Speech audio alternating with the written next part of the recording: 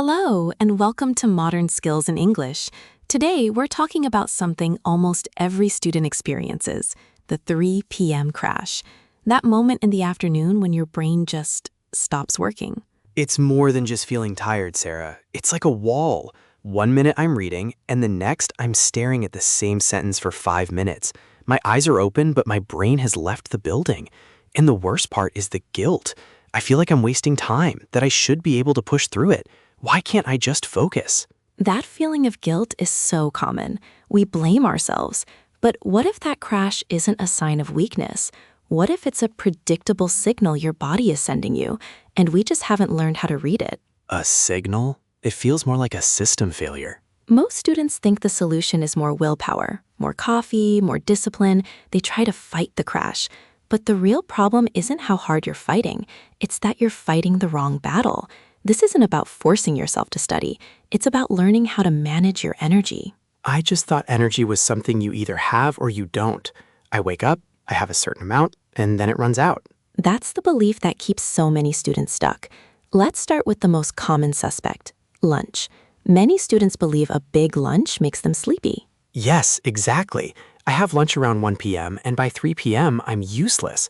So I've tried eating a very small lunch or even just a snack, but it doesn't seem to fix it. Because blaming the amount of food is a misunderstanding. When students eat a very small lunch, they often feel okay for an hour, but then a different kind of crash happens, a crash from low fuel. The problem isn't the size of your meal, it's the type of fuel you're using. Fuel? Think of your brain as a fire. To keep it burning steadily all day, it needs good wood. A meal with protein, healthy fats, and complex carbohydrates, like chicken and vegetables or beans and rice, is like a solid log. It burns slowly and provides consistent heat for hours. Okay, a log. Slow, steady energy. Now, what do many students eat for lunch when they're in a hurry? A sandwich with white bread, a pastry, a sugary drink? That's not a log. That's like throwing a piece of paper on the fire. You get a big, bright flame for a few moments, and then nothing, just ash. Your energy levels shouldn't fluctuate so dramatically. So when I have a sugary snack, my energy goes way up and then crashes way down. That's the 3 p.m. wall. It's not just tiredness, it's a sugar crash. It's often the biggest part of it.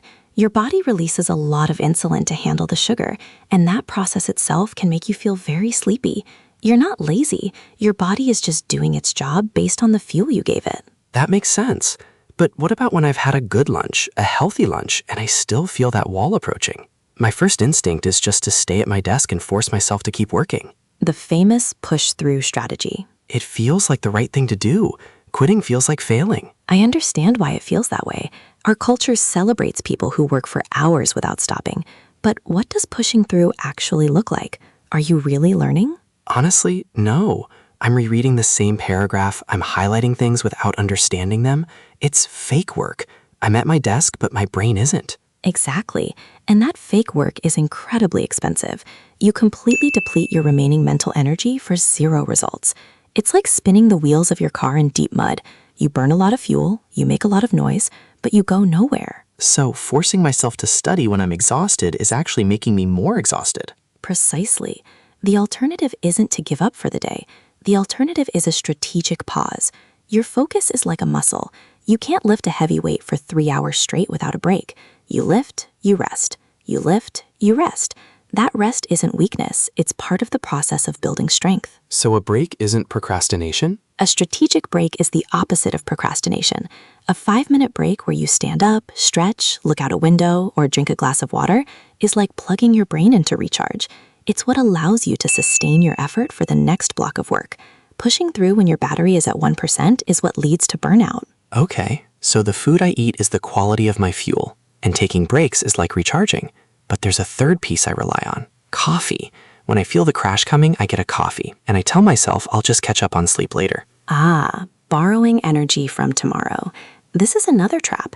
It seems like a solution in the moment, but it creates a cycle of debt.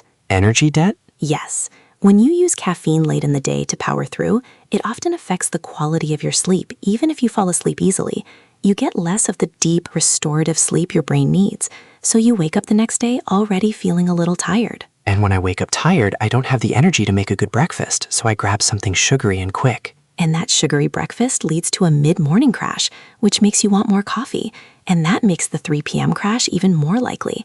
The problem you're trying to solve at 3 p.m. didn't start at 3 p.m. It might have started the night before or even days before. Instead of just reacting to tiredness, we need to learn to anticipate it. How can I anticipate a crash? It feels so sudden. You can anticipate it by recognizing the patterns. If you know you have a very difficult class in the morning, you can anticipate that your brain will be tired by the afternoon, so you can plan to have a very stable, low-sugar lunch. You can plan for a short walk at 2:30 p.m. You're not waiting for the emergency. You are managing the system so the emergency doesn't happen. So I'm looking at the whole day, not just the moment I feel tired. Exactly. Because all these small energy decisions, a little less sleep, a sugary snack, skipping a break, a stressful conversation, they don't just disappear. They accumulate throughout the day. The 3 p.m. crash is just the moment the bill comes due. Okay, this all makes sense. The slow burn fuel, the strategic breaks, avoiding the sleep debt cycle. But Sarah, I know students who seem to do everything right. They pack healthy lunches, they take breaks, they try to sleep well, and they still crash. If this system is so simple, why do good students still struggle with it? That is a brilliant question. It's because they often see these things as a checklist of separate good habits. Eat a salad? Check. Take a break? Check. Sleep 8 hours? Check. They don't see that it's all one interconnected system. What do you mean, a system? Think of your daily energy like your phone battery. At the start of the day, let's say it's at 100%. That charge is your sleep. The food you eat isn't energy itself. It's the quality of your power cable. A sugary meal is like a cheap, frayed cable that only charges your phone to 20% and then stops.